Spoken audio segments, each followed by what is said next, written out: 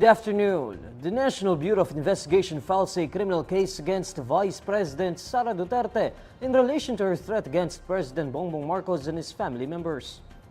The complaint was filed before the Department of Justice on Wednesday, February 12. NBI Director Jaime Santiago, over a radio interview, says the basis for the complaint is Duterte's remark in November 2024 that she had talked to someone who was supposed to kill Marcos, First Lady Liza Araneta Marcos, and Speaker Martin Romualdez should an alleged plot to kill the Vice President succeed. When asked about how this complaint would differ from the impeachment rap against Duterte, Santiago says impeachment is a political matter that Congress is in charge of. On the other hand, Santiago says the NBI and the DOJ are tackling the criminal aspect, noting the Vice President is not immune from suit. The NBI investigated Duterte for alleged grave threats concerning the Cybercrime Prevention Act of 2012 and possible violation of the Anti-Terrorism Act of 2020.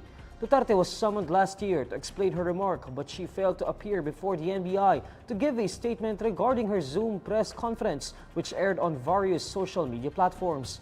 Instead, her lawyer delivered a letter stating Duterte's denial of having made any threat against the president constituting grave threats or any other crime.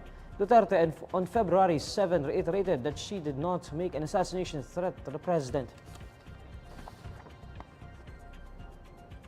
President Bongbong Marcos is calling on Filipinos to vote straight for all Alyansa para sa Bagong Pilipinas senatorial candidates if they do not want a return to the country's bloody past. In his speech during the Alyansa's proclamation rally on Tuesday, February 11, Marcos asks if Filipinos want to return to a time he describes as when the Philippines was being sold to foreigners as a land for gambling. He also alludes to a time when the country was a killing field due to the drug war. Babalik ba tayo sa nakaraan na ibinubugaw ang ating bayan bilang isang sugalan ng mga dayuhan? Nais ba natin bumalik sa landas na umaapaw sa dugo ng mga inosenteng mga bata na inagaw sa kanilang mga anak, mga ina, kinuha sa kanilang mga tahanan at inagaw ang kanilang kinabukasan? According to the president, no Filipino wants the government to revert back to its old ways. He then emphasizes why it will be important to elect senators who were not part of past schemes. Kaya't sa darating na Mayo po, huwag nyo na pong tignan ang mga ibang mga pangalan. I-shade nyo na po lahat po itong nandito na nasa harap ninyo at gawing nating 12-0 ang ating resulta sa Senado. Nang sa ganon, matitiyak natin ang kinabukasan ng ating minamahal na Pilipinas. Marcos' speech appears to be a jab at the former President Rodrigo Duterte's administration as he mentioned several issues thrown against his predecessor, including human rights violations in the drug war, alleged mismanagement during the COVID-19 pandemic, and the proliferation of Philippine offshore gaming operators. The chief executive also appeared to criticize Kingdom of Jesus Christ founder and senatorial bet Apollo Kibuloy, a close ally of Duterte. According to Marcos, none of the Alyansa senatorial candidates play wholly only to be charged for allegedly abusing women and minors as young as 12 years old. The result of the May 12 senatorial race is crucial for Duterte's daughter, Vice President Sara Duterte, because it will determine the composition of the Senate impeachment court that is expected to hear the impeachment complaint against her.